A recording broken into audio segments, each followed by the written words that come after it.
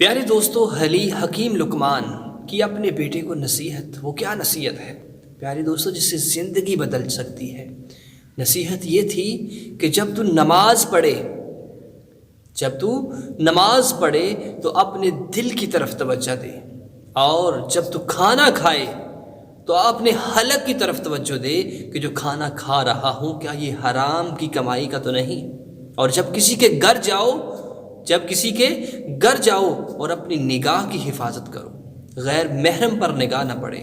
تو دوستان محترم، آخری جو یہ ہے کہ جب اپنے دوستوں کے درمیان بیٹھے تو اپنی زبان کی حفاظت کرے کہ زبان سے ایسا لفظ نہ نکلے کہ جس سے دوستوں کی دل آزاری ہو، جس سے دوست روٹھ جائے۔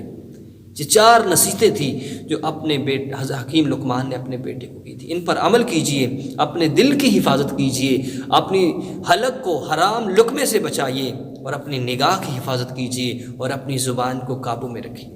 یہ بہت اچھی چیزیں ہیں، اگر ان پر عمل کرتے ہیں تو زندگی چینج ہو سکتی ہے۔